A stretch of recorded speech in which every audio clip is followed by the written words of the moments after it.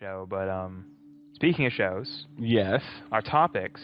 Yes. Number one are what you and I were just talking about a little bit ago, which kind of sparked this interest, which is the movies Insidious, made by James Wan. Yes. I think that's the guy that saw movies. Yeah, James Wan. And like I said, He's upset about that. the cool thing about James Wan is just the sheer. Like I said, he has really good pacing. Now he's done a bunch of movies, or he's been part of a bunch of movies, like the Aquaman movies, Like producing wise, or Saw movies. Yeah. Directing and producing a lot of things. Because I think he actually produced Megan. Yeah, He did, yeah. which is kind of neat. And then on top of that, like I said, he did like both Aquamans. He's done a bunch of stuff surprisingly, and he did older stuff too and whatever. But when I feel like when he did Conjuring, he kind of like found like a really good voice in there of his. Very individual artist style. And in that scenario, I think that like I said, his pacing is really good. The way that he kind of tells a story. But here's where it falls apart. Oh shit! This is the part where he just completely loses himself. So if you watch like The Conjuring or Insidious, there is like these really good parts where he has this great build up. It's creepy. It's whatever. But then he reveals the monster. Oh, you're like, wait, the monster, wait. So you mean like the money shot ruins it for you? Yeah, because at that point it's like kind of no longer that creepy. You know what I mean? At that point, it's like pulling a Cloverfield into the movie kind of thing. Yeah, it's like all the suspense and all the build up and everything and all that kind of stuff just kind of goes away, and now here's this thing you can fight. Was he Quiet Place? No. No, okay, because No. that kind of reminds me of that. The idea of like a monster whom you see and like you're interested in, but the more you learn, the more the mystery gets taken away. Right. And the more you're just like, oh, okay, we can just shoot it in the face. It can just use sound. This is genius. What? Oh, sound. Yeah, that thing. Which again, it's the dumbest thing in the world to have the kind of main protagonist be a deaf girl. Oh, okay, that part was silly, yes. With creatures that have... We're completely off topic so quick, by the way. This is my fault, I know. Oh, sorry, continue. No, but whether or not, I say there's just always a point in his movies where I feel like he just goes too far with... Which, I like the characters, I mean, the monster like design and all that stuff. Yeah. But it's so much creepier before he reveals them. The moment he reveals them, it's just lost. Like, you kind of lose all fear. Like, that you're watching your suspense and all this stuff. It's like, because it feels like this thing you can't fight. This thing that's going to just rip you apart and find you in the dark, you know what I mean? Mm-hmm. But then, like, he reveals it. Like, here they are. They're here. And they're like... It's the nun. Yeah, it's like, here, they're creatures, they're people, they're ghosts, or whatever, but they're right here. And you're like, okay, now I guess we fight them. It kind of goes from a horror movie to like an action movie at some point. You know what I mean? That's kind of... And it's always difficult. Sorry. No. You are definitely right. There's always a difficulty in regards to just making like that moment in the movie still feel as terrifying as ever, because that's always been a struggle for every single horror like artist in the world. It's being like, hey, here's the monster. How much can I show before it becomes less scary? Right. And some people can actually make monsters where they just stick to the scariness even though you've seen them. Right. Which I feel like that might be our issue with James Wan's stuff, is that he just doesn't really do a great job at making his monster villain characters really stay consistently scary after they're revealed. Instead, they lose that charm almost immediately. Well, it's like materializing something. It's like materializing something that is a threat, and materializing it to the point that, okay, now we can defeat it. Yeah, like, I've learned of a magical spell that will seal away the dark creature, and then it will...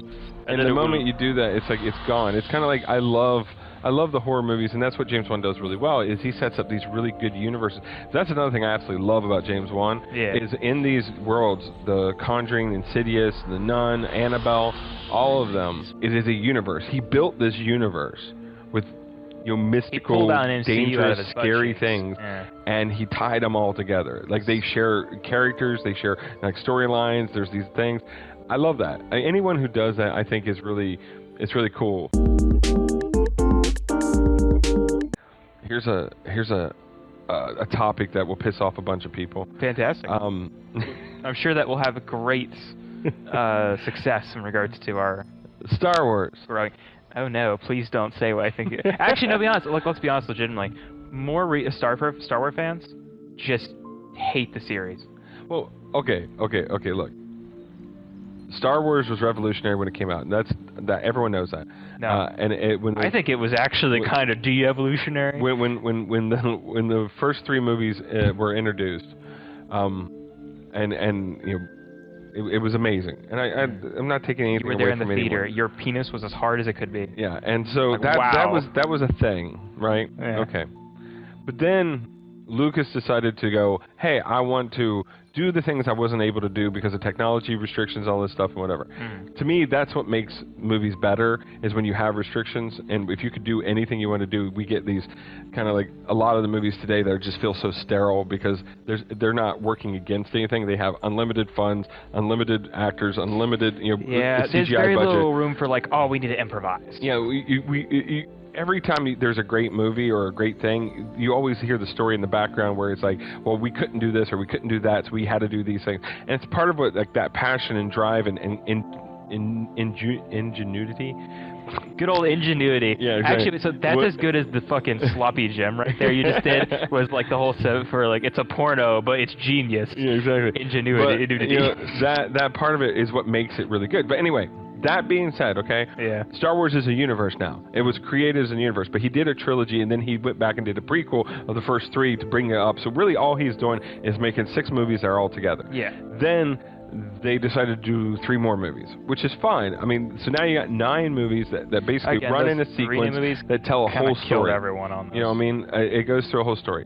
And I don't care about that. Screw everyone on that part of it. I don't care, whatever. Yeah. Either you like them or you don't. I enjoyed them from the fact that they were well done sci-fi movies, and that's it. You want to get down into like all the details of like, this wasn't true to this, or they shouldn't have done this, or blah blah. I don't care. I just don't care. So clearly there's no care in your part. No, I'm just saying I'm not going to get into that argument of like that part of it. You either like it or you don't care. The simple fact is now they created 9 movies that tell a kind of a complete story of the arc from basically Anakin Skywalker to the death of Luke Skywalker.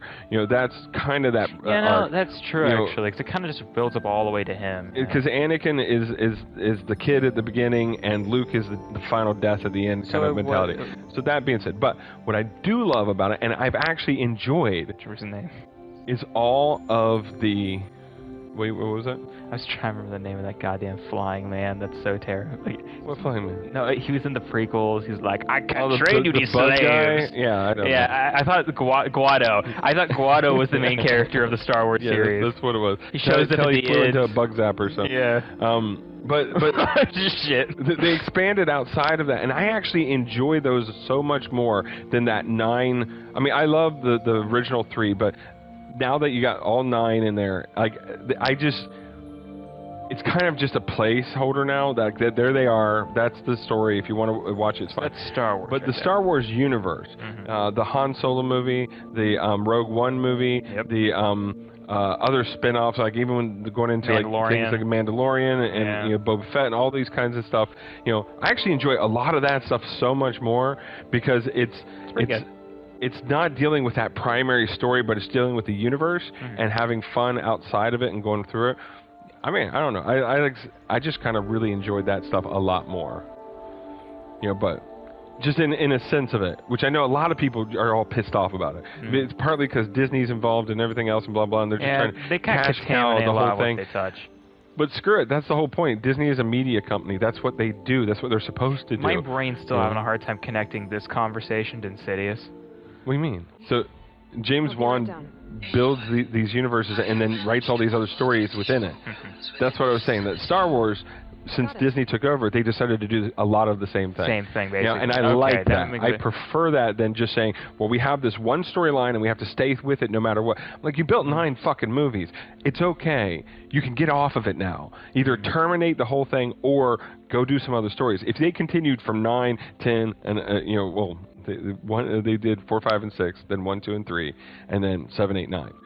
And now if you went we're going to do 10, 11, 12, 13, and it's just going to be ongoing, like Jason 20 in space, now. you know, bullshit. Yeah. You know, at some point, it's just like, fuck off. I don't care about this main story anymore. You jump the shark, whatever you want to look at. Yeah. But when you say you have this cool universe, you can go out and you do something else with it, and you still do something interesting and fun and entertaining. That still ties into the main concept of the story. Well, yeah, it's within the same universe. The better example of this wouldn't really be the sequels to the Star Wars movies, because those kind of follow their own...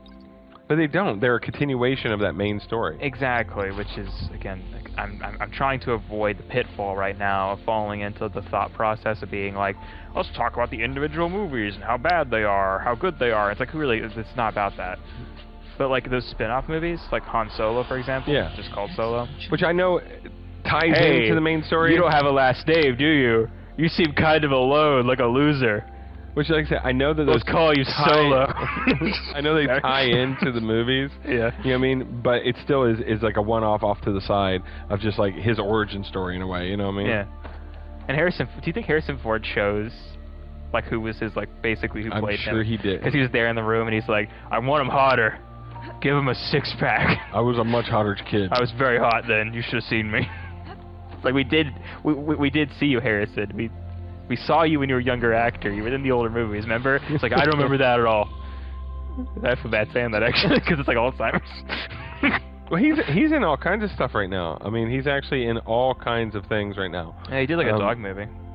He did a dog movie? Yeah. Remember? It was like, he was at like a farm, and he was like, God, I love Betsy. Okay. Too bad my wife's dead. He is. Something like that. He's in that show.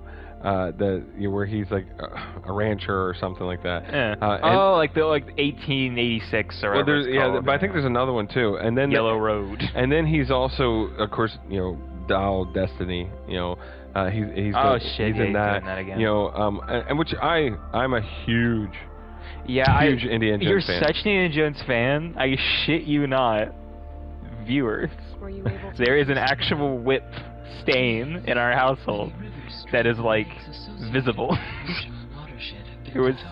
It's pretty awesome, but anyway. You bought me the whip, so I did buy you the whip. It's kind of on you. Like, you don't buy me a whip and expect me not to use it.